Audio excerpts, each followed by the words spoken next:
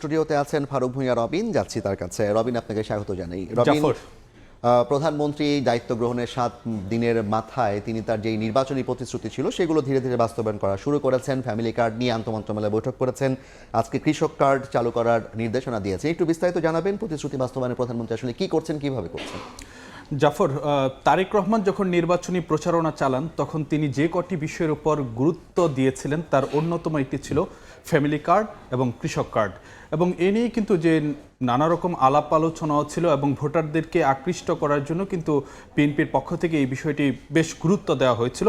তো সেই জায়গায় সরকার গঠনের আপনি যে কথাটি বললেন যে সপ্তাহখানেকের মধ্যেই এই বিষয়টির উপর জোর দিয়েছে। এর আগে আমরা ফ্যামিলি কার্ডের সময়ও যেটি দেখেছি, এটি মূলত প্রান্তিক ও নিম্ন আয়ের পরিবারকে সামাজিক সুরক্ষা দেওয়ার জন্যই কিন্তু ফ্যামিলি কার্ড চালু করার কথা সরকারের পক্ষ থেকে বলা হয়েছে, এবং যেটি জানানো হয়েছে এর আগে একটি মন্ত্রিসভা কমিটি গঠন করা হয়েছে, এবং যেটি জানানো হয়েছে যে আগামী 10ই মার্চ থেকে এই কর্মসূচির আনুষ্ঠানিক উদ্বোধন হবে, অর্থাৎ ফ্যামিলি কার্ড দেওয়ার বিষয়ে। তো সেই অনুযায়ী কৃষকদেরকে সহায়তা দেওয়ার জন্য কৃষক কার্ডের বিষয়ে কিন্তু যে আজকে প্রধানমন্ত্রী তারেক রহমান তিনি বৈঠক করেছেন এবং সেখানে কিন্তু দ্রুত সময়ের মধ্যে কৃষক কার্ড চালুর নির্দেশনা দিয়েছেন, এবং একই সঙ্গে তিনি এই বিষয়ে যেন একটি পাইলট প্রকল্প চালু করা হয় সেটির বিষয়ে কিন্তু তিনি নির্দেশনা দিয়েছেন। আজকে বাংলাদেশ সচিবালয়ে যখন মন্ত্রিপরিষদ বিভাগে এ সংক্রান্ত একটি সভা হয়েছিল সেখানে তিনি এই নির্দেশনাগুলো দিয়েছেন। মূলত ফসল উৎপাদনের উপকরণ সহায়তা এবং ন্যায্য মূল্য নিশ্চিত করার লক্ষ্যেই এই কৃষক কার্ড চালু করতে যাচ্ছে সরকার, সেটি কিন্তু সরকারের পক্ষ থেকে জানানো হয়েছে। এবং অন্যদিকে আরেকটি বিষয় যদি জানাতে চাই যে প্রথমবারের মতো কিন্তু আজকে প্রধানমন্ত্রী তারেক রহমান তিনি সশস্ত্র বাহিনী বিভাগে অফিস করেছেন এবং সেখানে দুজন জেনারেলকে তাদের র্যাঙ্ক ব্যাচ প্রধানমন্ত্রী 7 দিনে তার যে 3টি অফিস, 3টি কার্যালয়, প্রধানত 3টি কার্যালয়ে অফিস করলেন এবং আজকে প্রথমবারের মতো যে সশস্ত্র বাহিনী বিভাগে তার যে অফিস সেখানে কাজ করলেন। নতুন সরকারের কাছে বিদেশি রাষ্ট্রের সাথে সম্পর্ক রক্ষা করা এবং এই বিষয়ে তাদের সাথে কিভাবে কাজ করবেন সেই বিষয়টি গুরুত্বপূর্ণ ছিল। আজকে বেশ কয়েকজন কূটনীতিকও তার সাথে দেখা করেছেন। না, গত কয়েকদিন যাবতই দেখছিলাম যে প্রধানমন্ত্রীর সঙ্গে যেমন বিভিন্ন দেশের কূটনীতিকরা সাক্ষাৎ করছেন, ঠিক একইভাবে পররাষ্ট্র মন্ত্রণালয়ে বিভিন্ন দেশের কূটনীতিকরা যাচ্ছেন। তো আজকে আমরা যেটি দেখেছি যে চীনের রাষ্ট্রদূত তিনি প্রধানমন্ত্রী তারেক রহমানের সঙ্গে গিয়ে সাক্ষাৎ করেছেন এবং সেখানে প্রধানমন্ত্রীকে বেইজিং সফরের আমন্ত্রণ জানিয়েছেন, এবং একই সঙ্গে পররাষ্ট্র মন্ত্রণালয়ে কিন্তু যে বেশ কয়েকজন কূটনীতিক গিয়ে সাক্ষাৎ করেছেন এবং সেখানে পররাষ্ট্রমন্ত্রীর সঙ্গে মার্কিন রাষ্ট্রদূতেরও বৈঠক হয়েছে এবং সেখানে একসঙ্গে কাজ করার বিষয়ে বার্তা দিয়েছেন মার্কিন রাষ্ট্রদূত।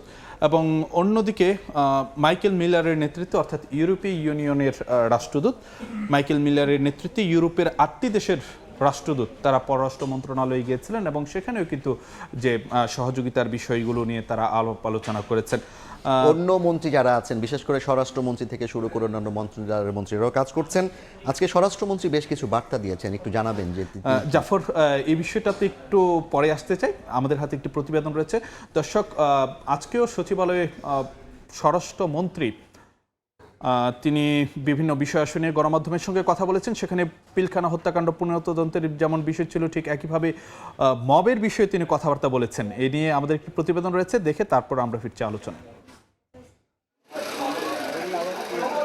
2009-এর ফেব্রুয়ারিতে পিলখানা ট্র্যাজেডির ঘটনায় বেশ কয়েকবার তদন্ত করা হয়। এরই মধ্যে বিচারও কার্যকর হয় বেশ কিছু বিডিআর জওয়ানের। সবশেষ কমিশনের মাধ্যমে একটি তদন্ত প্রতিবেদন দেওয়া হয় অন্তর্বর্তী সরকারের কাছে।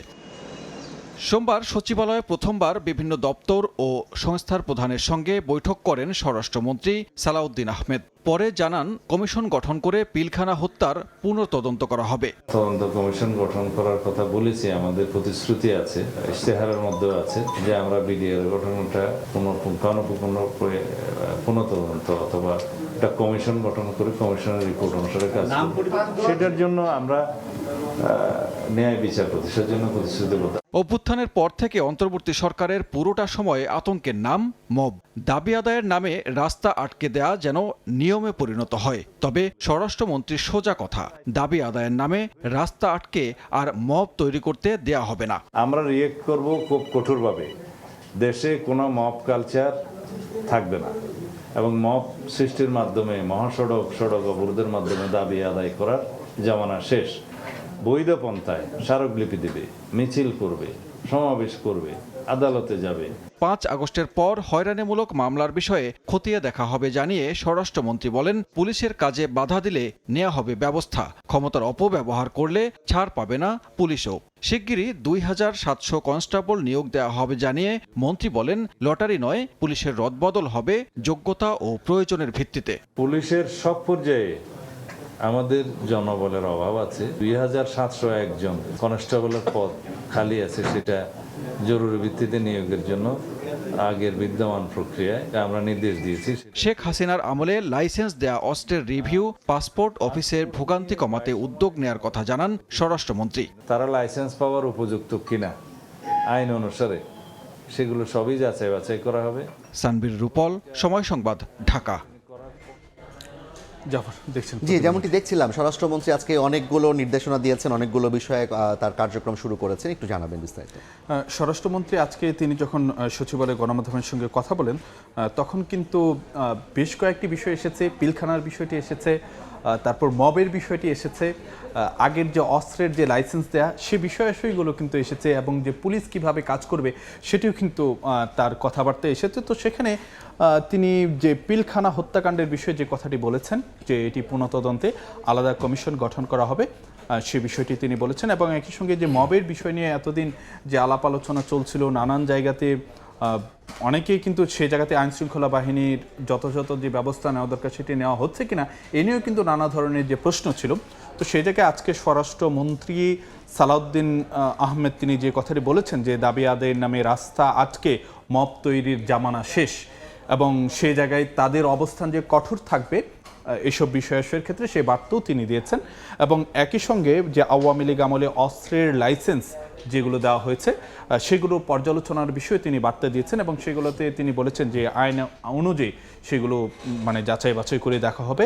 আর পুলিশের বিষয় তার যে সংবাদ সম্মেলনে বা সাংবাদিকদের সঙ্গে তিনি যে মত বিনিময় করেছেন সেখানে উঠেছে, কারণ আমরা অন্তর্বর্তী সরকারের সময় দেখেছিলেন যে লটারির ভিত্তিতে কিন্তু ডিএসপিদের মানে রদবদল হয়েছে। তো সে জায়গায় তিনি বলেছেন যে লটারির ভিত্তিতে নয়, বরং যোগ্যতার ভিত্তিতে পুলিশের রদবদল হবে। এবং একই সাথে তিনি আরেকটি কথাও বলেছেন যে 2006 সালে যে 600 পুলিশ কর্মকর্তা চাকরিচ্যুত হয়েছিলেন, এবং একই সাথে প্রায় 3000 পুলিশের যে খালি ভ্যাকেন্সি আছে সেখানেও সেটাও বিবেচনা করা হবে। ধন্যবাদ আপনাকে ফারুক ভাই রবিন।